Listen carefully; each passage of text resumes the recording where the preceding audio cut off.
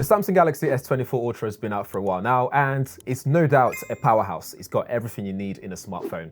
It's pricey, but it's got everything that you need.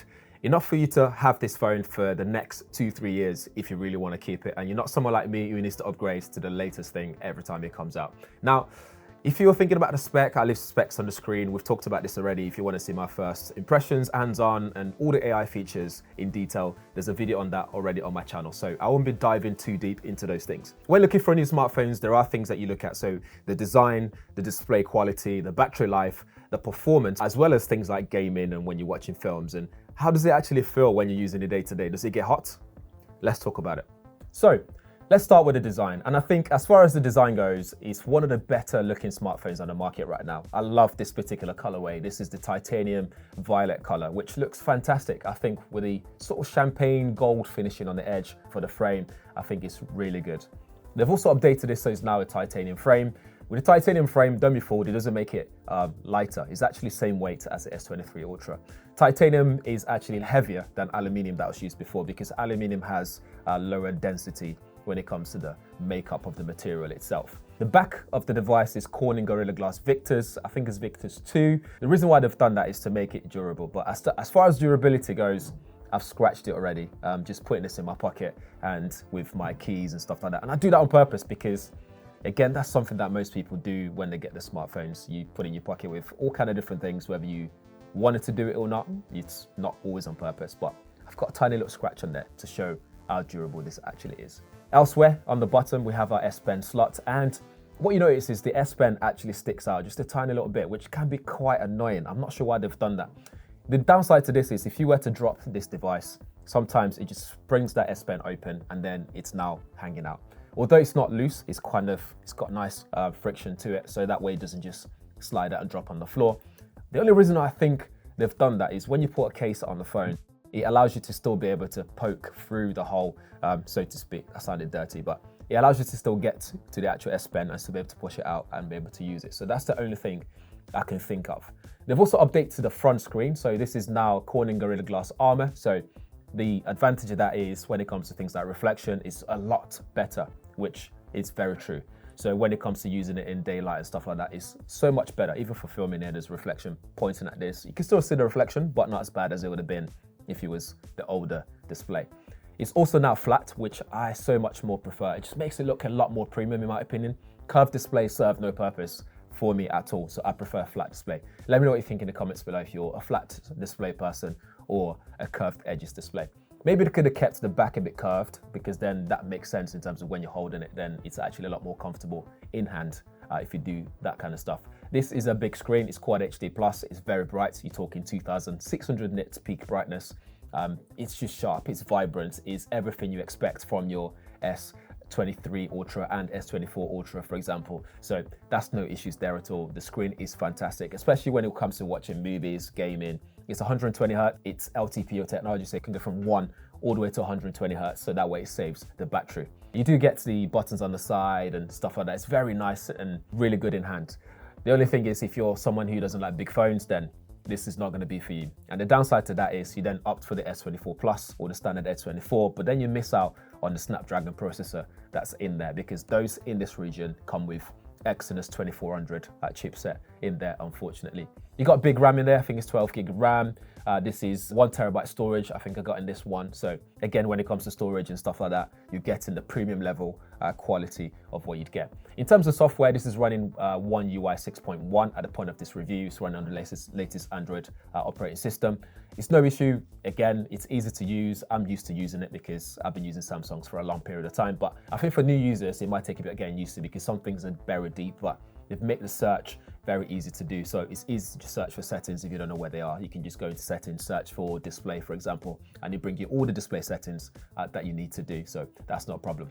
In terms of charging, you're looking at 45 watt wire charging and 15 watt wireless charging. Wireless could be faster, even wired could be faster as well because you're looking at OnePlus 12, for example. Charging speed on there is ridiculous. Well, that's not to take away from this because the battery life does last a very long time. It's 5,000 mAh battery in there, and that will last you a whole day and then some, depending on what you're doing. If you're someone who's constantly taking photos, gaming, all that stuff, then it's reduced, but it's still pretty much something that will last you a whole day long.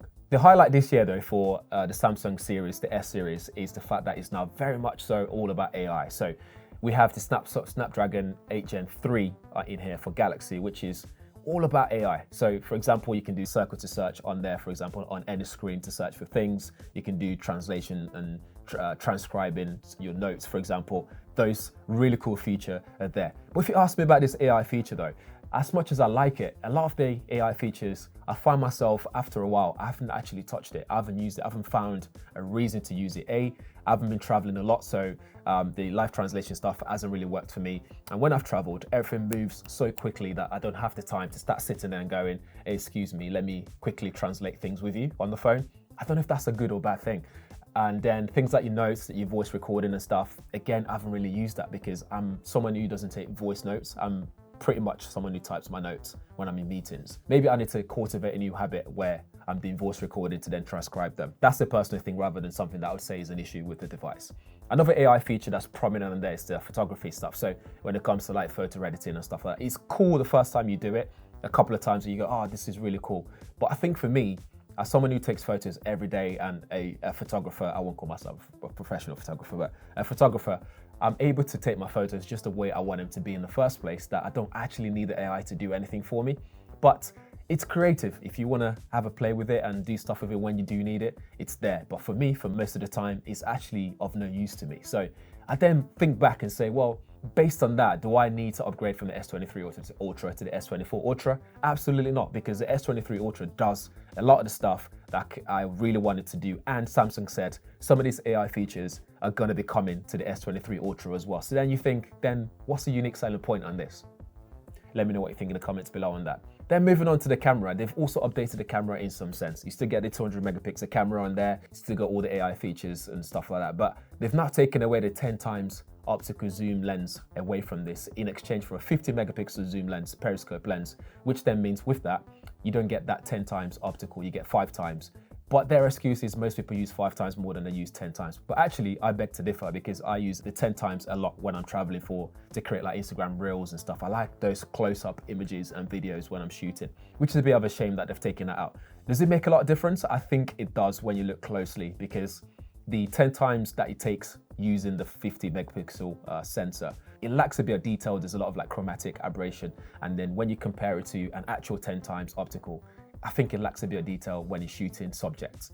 But when it comes to shooting like text-based stuff, you don't really notice the difference there at all. So for me, I would have kept that 10 times optical zoom rather than rely on AI to optimize it and do all that jazz to make it look better. So if you know what I mean, that's something that I've got issues with when it comes to the camera. But other than that, I think fantastic camera. It's still one of the best on the market, whether it's video, whether it's still imagery. I think it does really well when it comes to photography. There's no doubt there at all. One thing I love in the photography or video area is the fact that you can now shoot a higher frame rate when it comes to a higher resolution as well. So I think that's really cool that they've added that to the arsenal in your hands. But all in all, I think it just makes this a really powerful device. But the question is, if you have the S23 Ultra, you're probably better off not upgrading to this, because some of the AI features, which is for me, the USB for this, is coming to that device. So besides that, unless you want a flat display, titanium, you don't really need to upgrade to this. But if you're coming from something maybe a couple of generations or older maybe,